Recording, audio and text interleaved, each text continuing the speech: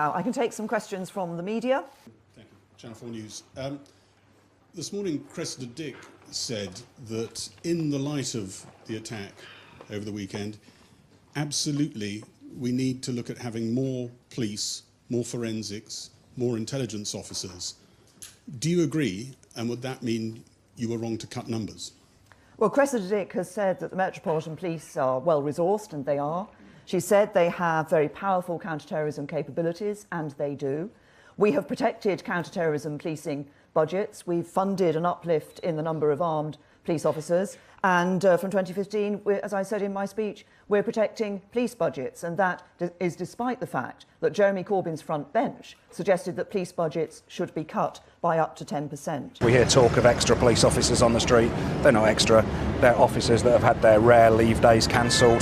They've had their 12-hour shifts that are now done routinely extended to 16 hours. They're being drawn from other areas. The officers we see behind us are from Kingston, from Hounslow and Hillingdon. They're not extra officers at all. They're from other duties and they're being burned out. But more armed police officers on the streets than ever before, we're told? No. Armed police officers on the streets than ever before? No, they're not. Basically, people that are alleging that are lying. So the government are lying? Yes. The Defence Secretary's lying when yes, he says they've funded bringing us back to the number of armed officers we had in 2010 by 2020. A question on those police cuts. You talked today about stamping out extremism in communities and preventing young people becoming radicalised. But isn't it a fact that 20,000 police cuts has meant that there have been cuts to neighbourhood policing, cuts to community policing, cuts in exactly the place where you need to stop this ideology growing? Was this raised while you were Home Secretary as a problem, and what are you going to do about it? Thank you. Well, it is absolutely right. I've set out in my speech today that I do think we need to take a much more robust approach to dealing with extremism in this country. I think there has overall, we've made progress on this. I introduced a counter-extremism strategy when I was Home Secretary, but I think we have seen overall too much tolerance of extremism in our society. Greater Manchester Police. Home Secretary, you'll remember in November 2010 you presented me with Community Police Officer of the Year award. I say that conference, forgive me, just to show that I do know what I'm talking about. Unfortunately, I had worked in inner city Manchester for 15 years. I felt passionate about what I was doing.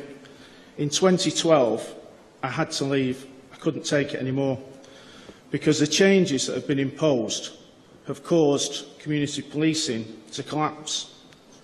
That's the reality, ma'am. Intelligence has dried up. There aren't local officers. They don't know what's happening.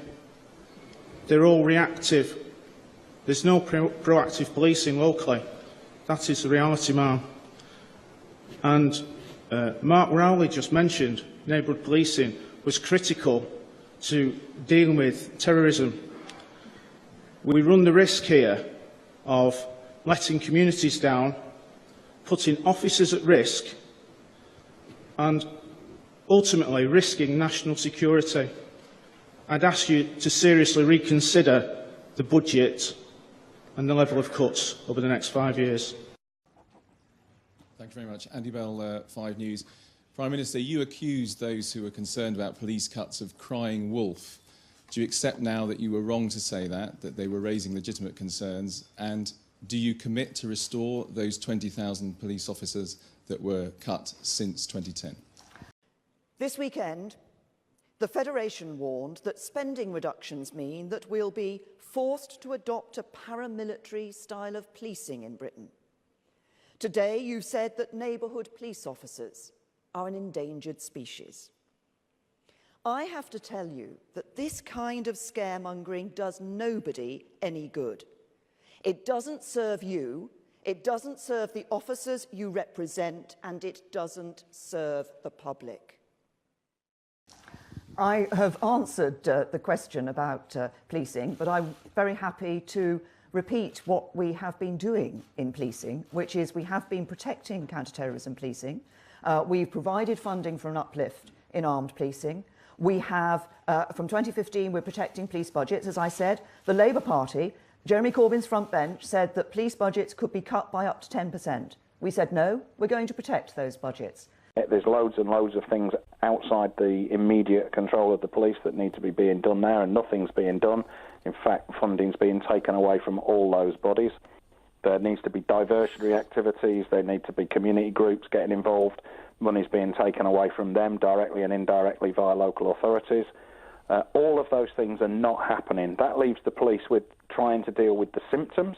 The symptoms of all this social falling apart is kids carrying knives and using them more often. The only thing police have got once they get to the point of kids carrying knives is stop and search, and the government's been beating the police up constantly over the last few years saying don't do stop and search.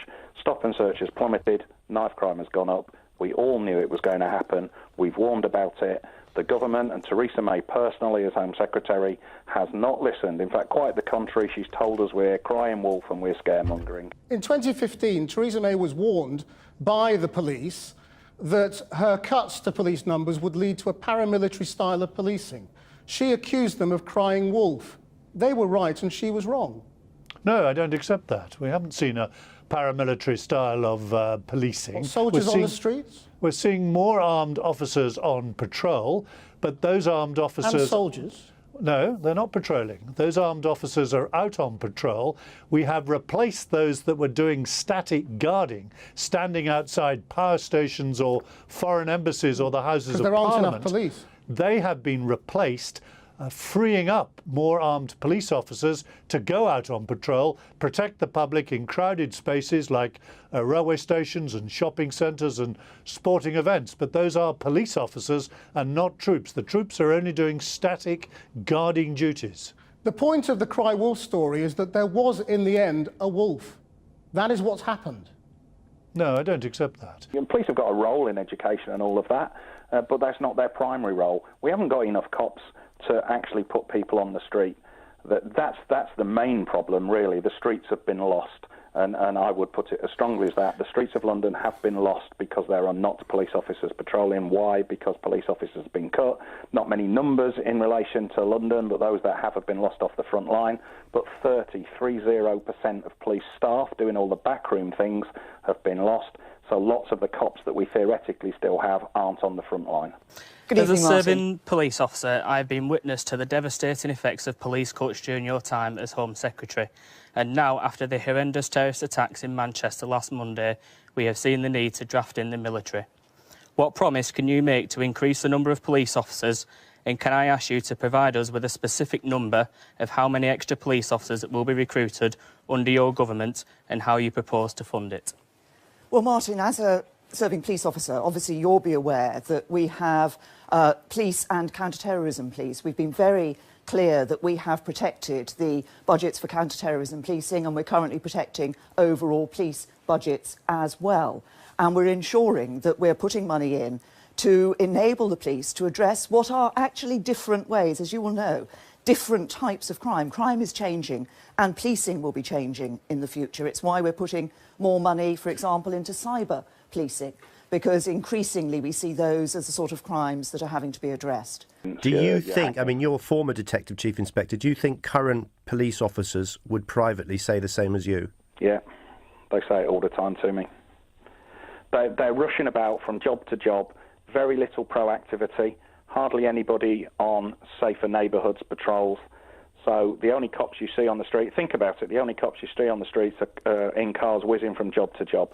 What is important is that we not only ensure we have the counter-terrorism police we need and the overall police that we need, but also that they have the powers that they need. And that's what I've done as Home Secretary. I ensured that we brought through new legislation to put powers into place which gave the police what they were asking for in order to be able to deal with counter-terrorism.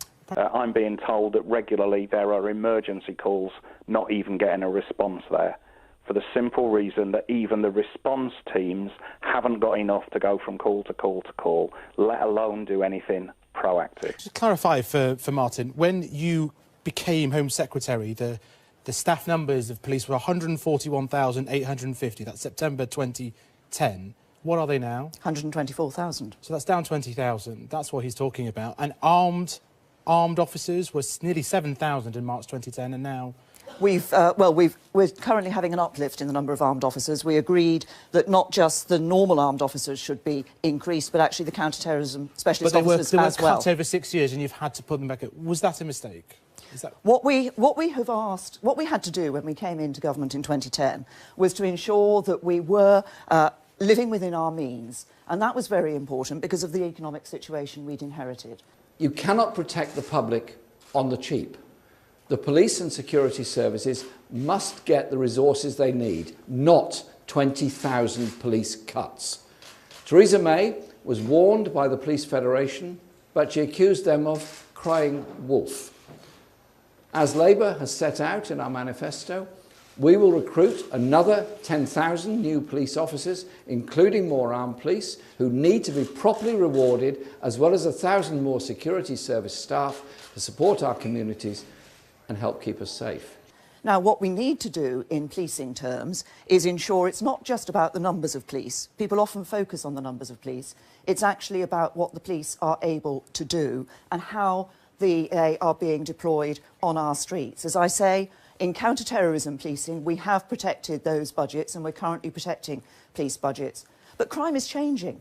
And the sort of job that the police officers need to do is changing. That's why we're also putting extra money into things like cybercrime, because that's today's world. So a government has to ensure that we're keeping abreast with the changes that take place, with the challenges that there are out there that we need to deal with.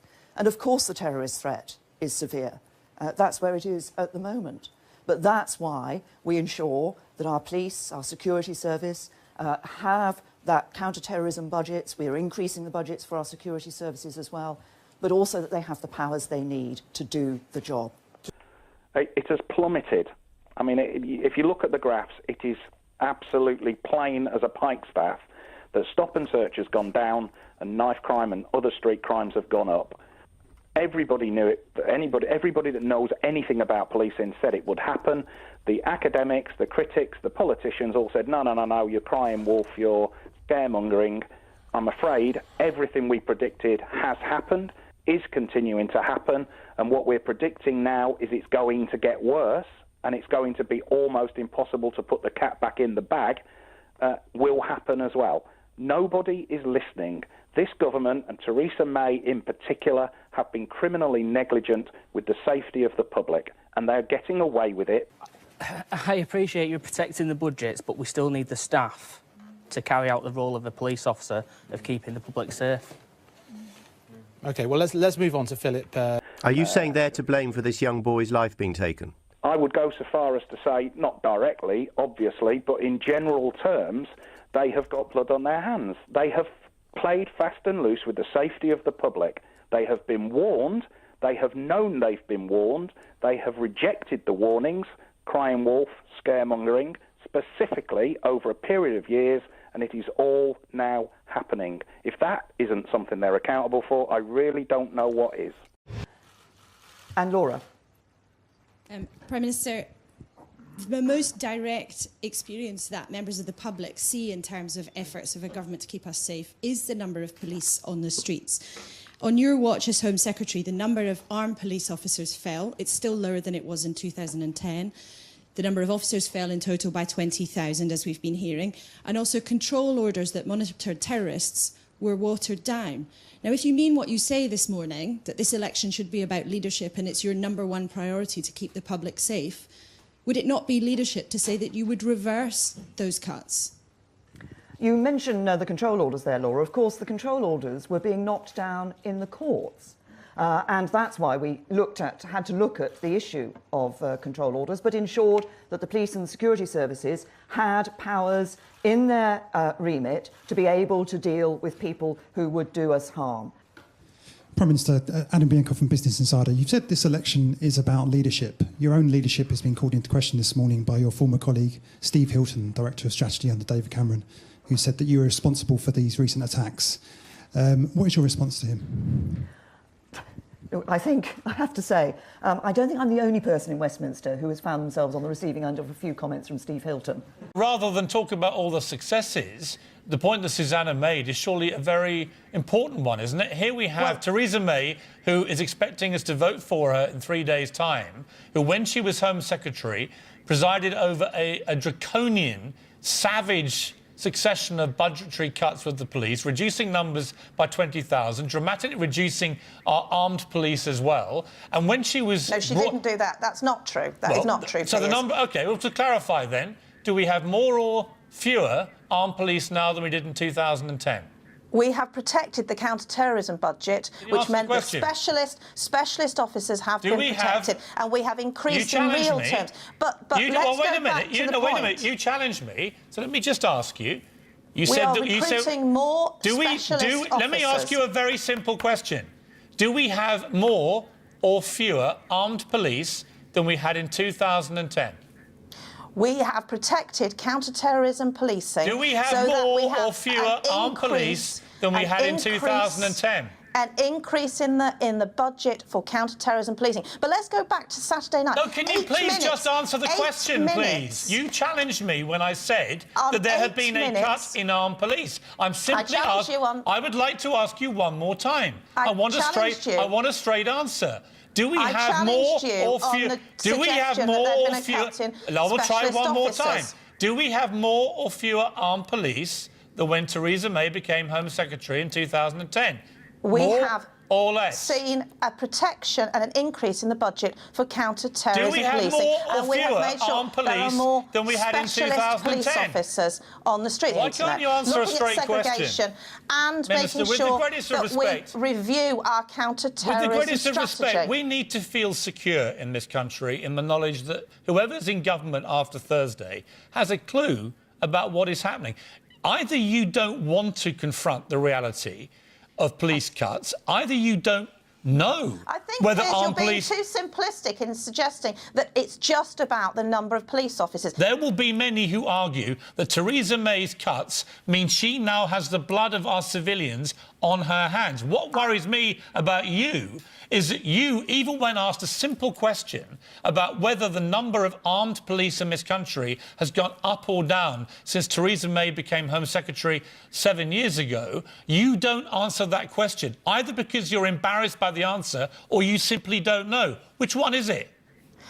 The number of specialist officers and the counter-terrorism budget has been protected and has increased in real terms. Just finally, do you know if the number of armed police in this country has gone up or down in the last 6 years? Do you know the answer? What I'm interested in is making sure that we have the right resources, the right powers and the right training and capabilities. I am assured by the police that they have that to deal with the counter-terrorism threat, but we need to look, learn lessons and make sure that we act where appropriate. And we need a leader who is prepared to take those decisions, and that is Theresa May. Is there any reason why you can't answer the question? Piers, we are here to talk about how the attack on Saturday, how we react to that attack and how we make sure on Thursday that we have the right person elected to Downing Street so that we can deal with it. So you just don't want to answer? Piers, we are here because on Thursday there is a general election, and in that general election there'll be a very, very clear choice. There'll be a clear choice between Theresa May, a woman prepared to take the difficult decisions, or Jeremy Corbyn, whose track record is quite clear. He votes against every power that the police and security services say they need. He is not prepared to back shoot to kill. Our priority must be public safety, and I will take whatever action is necessary and effective to protect the security of our people and our country. That includes full authority for the police to use whatever force is necessary to protect and save life, as they did last night, as they did in Westminster in March. The context in which I made the remarks about shoot to kill, which, as you say, the complaint was upheld by the BBC Trust because they were taken completely out of context, was over the 1980s policy in Ireland, where the shoot to kill was obviously wrong. What I did say was that in a wholly defensive situation, so like the one that we've just been such as happens on Wednesday, then that is the response. And that's perfectly, it's a perfectly legitimate, well, it's the right response. It was the response that was made at the time. There was no other thing to do at that time. Are you saying that it's absolutely right for the police to have you know, when these situations arise, the power to shoot and kill. They have the powers they need in a wholly defensive situation, yes. But you've got to be careful that you don't end up with what we had in Ireland in the 1980s. He is not prepared to even admit whether he would push the button, the nuclear deterrent, if a bomb was coming to this country. If Britain were under imminent threat from nuclear weapons, how would you react? I would do everything I can to ensure that any threat is actually dealt with earlier on by negotiations and by talks. Your party is committed to renewing Trident. Are you saying there are no circumstances in which you'd use a nuclear weapon? I'm saying that our party has committed to renewing Trident. That was a decision taken by a party conference and indeed taken by Parliament. I would view the idea of having to use a nuclear weapon as something that was resulting in a failure in the whole world's diplomatic system. There has to be no first use. There has to be a process of engagement to bring about, ultimately, global nuclear disarmament. It's not going to happen quickly. It's not going to happen easily. But we have to have that wish. You cannot countenance a world in which we could all be destroyed by nuclear war. You are Prime Minister. You've said you would have no first use. You wouldn't countenance Britain's nuclear deterrent, which your party is restoring, rebuilding, maintaining. You wouldn't have a first use. And it raises the question, he said, under direct attack, would you use it in retaliation? As Prime Minister, you're speaking to the country about what you would do with the most expensive defence weapon that we have. Are you saying you would never use it under any circumstance? People tell me the most effective use of it is not to use it because it's there. Sorry, you're dodging the question, aren't you? I'm saying, are you saying there are no circumstances under which you'd use it? Any circumstances where anyone's prepared to use a nuclear weapon is disastrous for the whole planet. But that's the ideal. But what about the reality, where you're faced with the prospect that you may have to use it? I'm just asking for a simple answer. The reality is that we have to, obviously, try to protect ourselves. We would not use it as first use, and if we did use it, millions are going to die. You have to think this thing through. I don't understand why everyone in this room seems so keen on killing millions of people with a nuclear. I'm deeply concerned about the police cuts we've already talked about, and it's interesting that the Police Federation warned that those police cuts could be very dangerous. But I also think it's right that we review our interventions overseas. I think it's a disservice to democracy to pretend there's no link and to close down the debate. The former head of MI5 herself has said that the invasion of Iraq exacerbated the terror threat to the UK and was, in her words, highly significant in terms of homegrown extremists. Many experts, including professionals in our intelligence and security services, have pointed out the connections between wars that we've been involved in or supported and fought in other countries, such as Libya, and terrorism here at home. That assessment in no way reduces the guilt of those who attack our children. Those terrorists will forever be reviled and implacably held to account for their actions. We must be brave enough to admit that the war on terror is not working. We need a smarter way to reduce the threat from countries that nurture terrorists and generate terrorism. Seeing the army on our own streets today is a stark reminder that the current approach isn't really working so well. Because he talks about foreign interventions and he implies that somehow this attack can be explained away on the basis of previous foreign interventions by successive governments, and that's wrong. I don't know which draft you've read, but I mean, the bit I've got is that he says the blame is with the terrorists. But if we are to protect our people, we must be honest about what threatens our security. We must be brave enough to admit the war on terror is simply not working. What's wrong about that? Well, what's wrong about that is there have been attacks in our country that have been nothing to do with the war against terror. For example, 2005, the London bombings, that was well before we got involved in Libya. Paris was attacked very badly when France wasn't involved in the war in Iraq. But 2005 was after connection. Iraq, wasn't it? Sorry? 2005 was after Iraq, wasn't it? No, but it was before Libya. You know, the attack on the Twin Towers, that was well before the Iraq War. So there's no correlation here between foreign policy and this appalling act of terrorism. Isn't it possible that things like the Iraq War did not create the problem of murderous Islamic fundamentalists, but the war has unquestionably sharpened the resentments felt by such people in this country and given them a new pretext? Well, I don't think you should allow pretexts for people who blow up innocent children. Because those are actually the words of Boris Johnson, the Foreign Secretary. Well, they're not entitled to excuses. You know, this was an act of murder, and of callous murder at that, taking the lives of innocent civilians. What I just put to you was not Jeremy Corbyn, it was Boris Johnson. Well, what were the words you were quoting? The Iraq War did not create the problem of murderous Islamic fundamentalists, though the war has unquestionably sharpened the resentments felt by such people in this country and given them a new pretext. He goes on to say the Iraq War did not introduce the poison into our bloodstream, but yes, the war did help to potentiate that poison. That's exactly the same as what Jeremy Corbyn is saying now. No, I think it's more is what he's saying that of what I've said. He said you can't use attacks like this to explain away terrorism. Actually, on the contrary, he said it is difficult to deny that they have a point, the Told You So Brigade. Well, I don't agree with that. The threat of terrorism at home is at its highest level since you came to power, isn't it? Well, there are threat levels that go up and down all the time. We're not alone in seeing attacks here. Other European countries have seen them. When was the last time it was this high? A few years ago, but before you were in power. But well, it's the threat level has got nothing to do with who the government of the day is. It's set independently by the Joint Analysis Centre. It's nothing to do with the. I'm trying to work out whether the threat to Britain has gone up or down since you came to power. Let's talk about Libya then, because this bomber was of Libyan origin. And of course, a few years ago, the British government was on the same side as this bomber's family in trying to overthrow Gaddafi in Libya.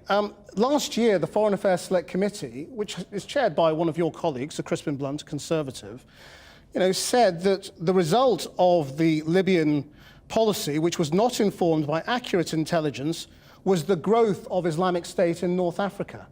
Do you agree with that?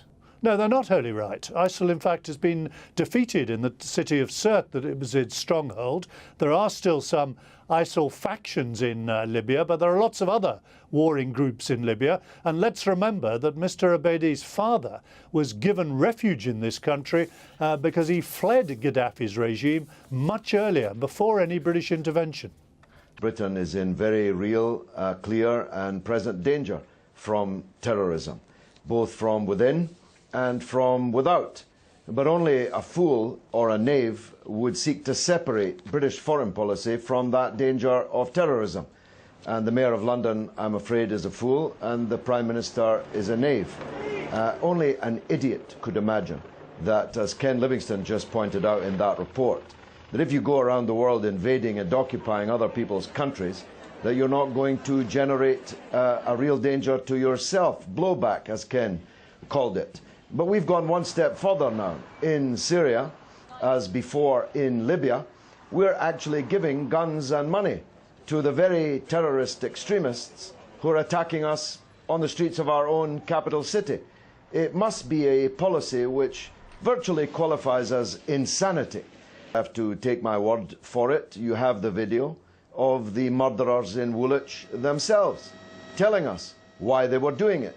We had the martyrdom videos of the maniacs who blew themselves up and hundreds of others on 7/7/2005 in London on the Underground and on a London bus.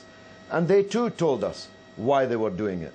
Why is Britain the second biggest arms dealer in the world?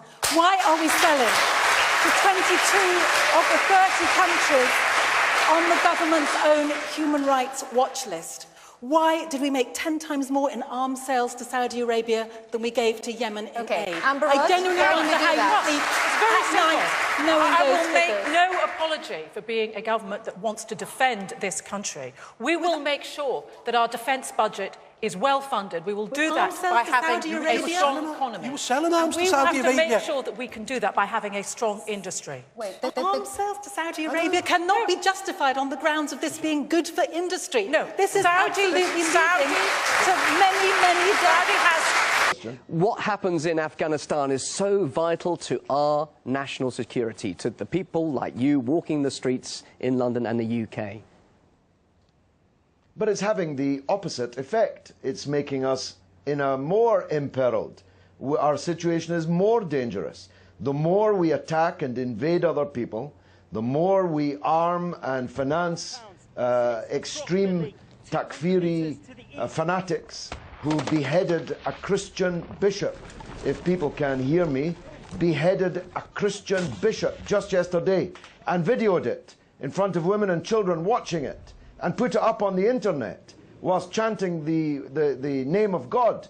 They're paid for by us, by the same David Cameron, who tells us we need £100 million to go to the security services to protect us from the very people he's employing as agents. One of the first things that happened was her husband's company, Global Capital, did a deal with HSBC in Hong Kong, a business deal.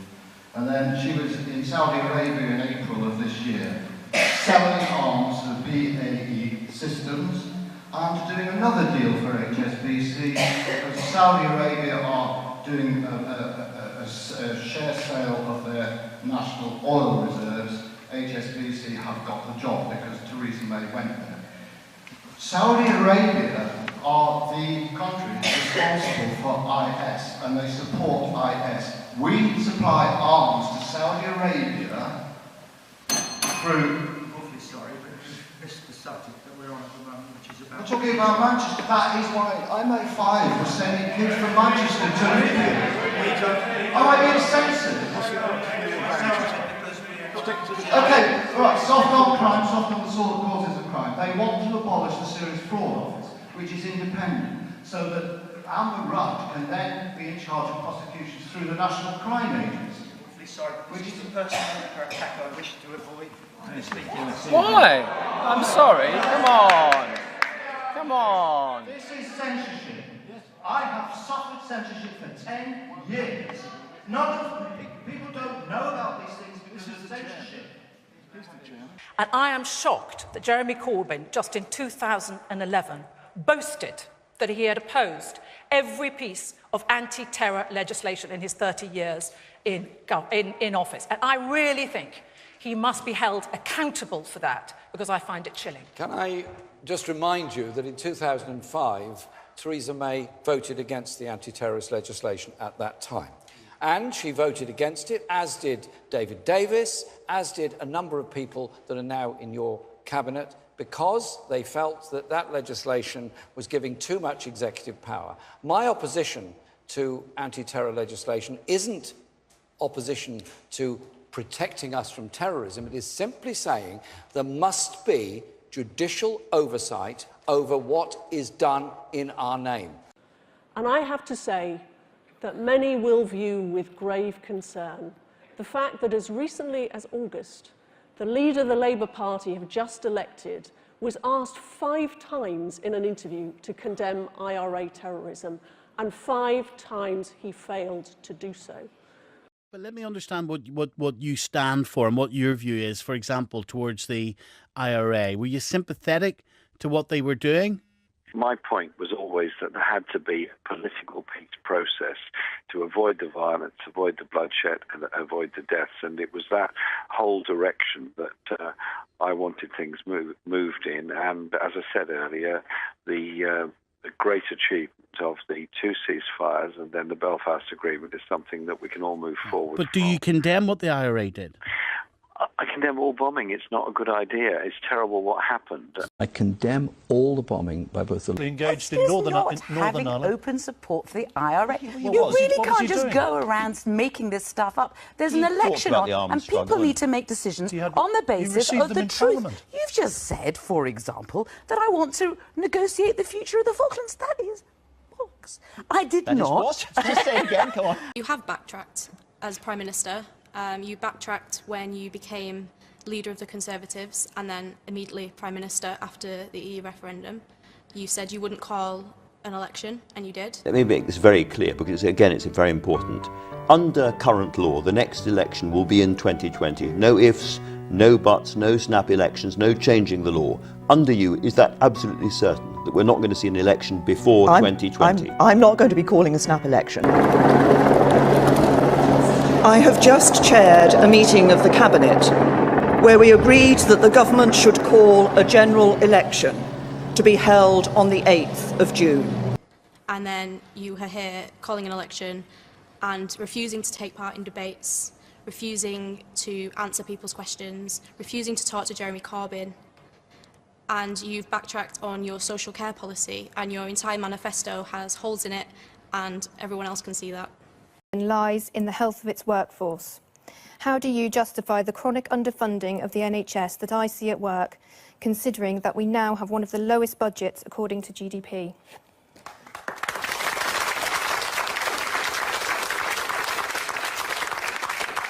Well, once again, if we look at the health service, and obviously you work in the health service, so you know the enormity of the task that the health service faces. We're making greater demands on the health service every year.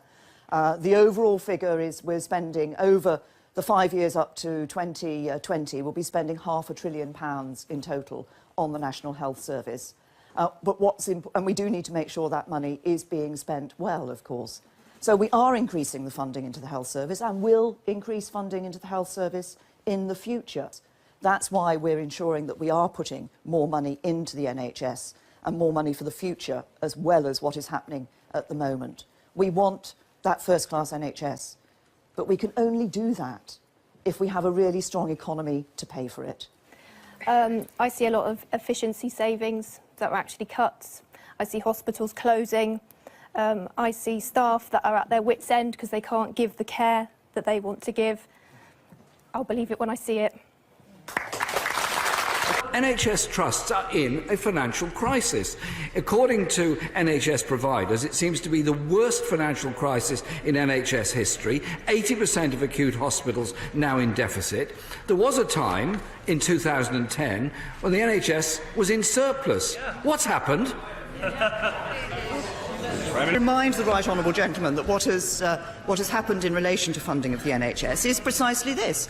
We asked the NHS themselves to come up with their 5-year plan. We asked the NHS themselves to say what extra funding was needed to deliver on that. They came up with their 5-year plan, led by Simon Stevens as Chief Executive of the NHS. He said it was £8 billion that was needed. We're giving £10 billion of extra funding to the NHS. On the front of The Guardian, in fact, there are two health stories in the papers. There's one in The Telegraph as well, from the same kind of source, I think it is. This is suggesting that Theresa May's claim on how much money is going into the NHS isn't right, and it's some MPs that are saying it. Well, it's 5 MPs, and it's led by a top Conservative, Dr Sarah Wollaston, who's the chair of the Commons Health Select Committee. And these 5 MPs have written letters to the Chancellor saying you have to stop Theresa May saying she's giving the NHS £10 billion. This is incorrect. I mean, effectively, in not so many words, they're accusing her of lying. They're accusing the Prime Minister of telling a lie. Because she went in and said the other day, that in an interview at the Manchester Evening News, she said, we were asked for £8 billion, we've given them £10 billion, the NHS is fine, everything's dandy.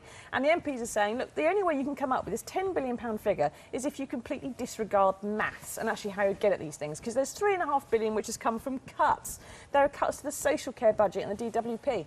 There are cuts to community hospitals and nurses and other things which actually increase pressure on the NHS, which already has some pressure because of an ageing population. So £10 billion is just an imaginary figure. But even the £6 billion, that includes those £3.5 billion cuts. But this is money. So the £6 billion is what they're saying is actually going in. Is actually going in, and even that only comes from you get the money in the NHS by cutting the other services, which actually then contribute to extra costs to the NHS. And Ms Wollaston, you want the Treasury to step in here and pump more money into the NHS?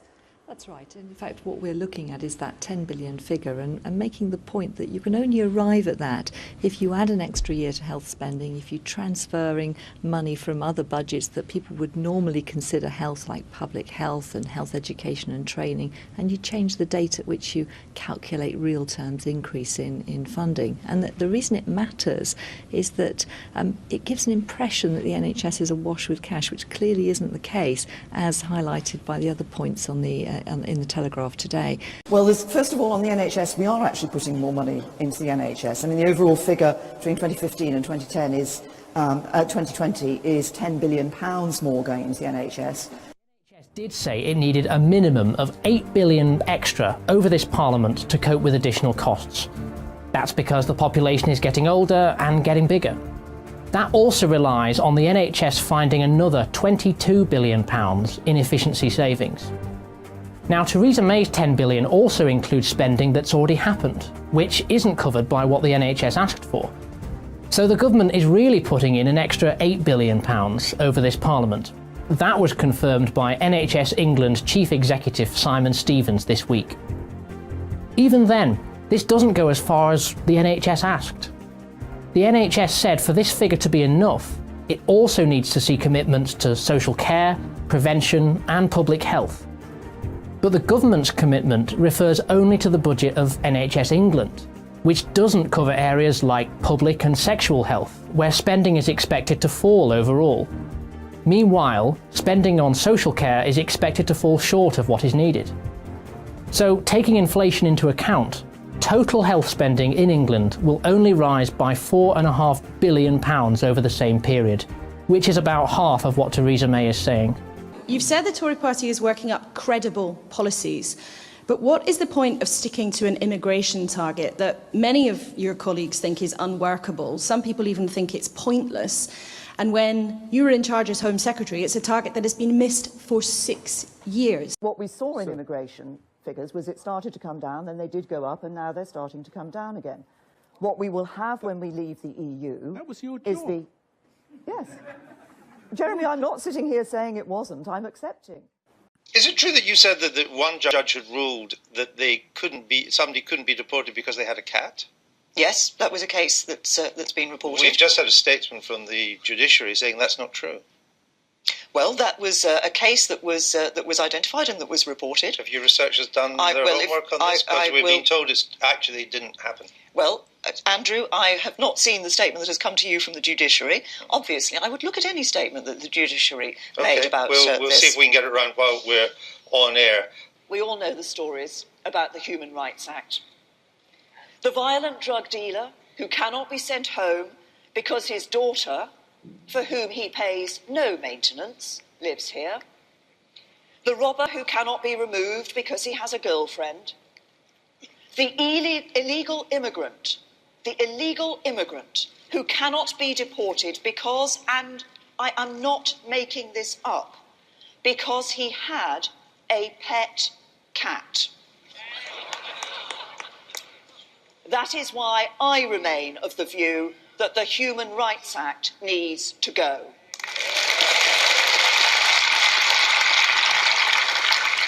We've got this statement for a spokesman for the judiciary. He says the basis for the decision was to uphold the original tribunal decision. The cat had nothing to do with the decision. I'll give you this and you can follow through. I'm sure the cat is free. Why does she go around just saying things that aren't true, as she did today about claiming that Jeremy Corbyn and the Labour Party want uncontrolled migration? Really, Mr. Murphy, if you ask a question, you should wait for the answer. That's one of the reasons that you bring these debates into disrepute. But I'll tell you what brings politics and debate into disrepute. It's political lying. It's politicians saying that their opponents are saying things that just aren't true, like Theresa May saying Jeremy Corbyn is in favour of uncontrolled immigration, when his manifesto clearly talks about managed migration, or saying you're not going to hold an election when you then have one, or saying you're not performing a U-turn on social care when you clearly are. That's what brings politics into disrepute, isn't it? And then not turning up to a debate. Well, I feel unbelievable anger on behalf of these people that I've worked with over the last 6 years, and who relived the suffering that they went through. They've been through big tragedies. It just sounds so snobbish, a demented little Rotarian. They were given personal promises by the last Tory Prime Minister, both in Parliament and to their faces, that Leveson would be seen through, that they would be protected, whatever the outcome of it, they would be the ones who were important. And now this Prime Minister, for short-term political gain, i.e. sucking up to the Daily Mail and Rupert Murdoch to get herself good headlines, to get herself elected, and in fact probably to get herself the leadership of the Conservative Party, throws it all away. It's an act of quite extraordinary what are you looking treachery. Well, look, first of all, on the Electoral Commission report, we have complied fully with the Electoral Commission throughout their investigation. Hang on a minute. the Electoral Commission had to repeatedly ask for disclosure of the material it needed to conduct its investigation into the Tory election fraud allegations. The Commission even had to go as far as applying to the High Court for an order that gave it access to the party's records. The government even went as far as hiring a top QC to try and block the investigation by Kent Police into the election expenses scandal.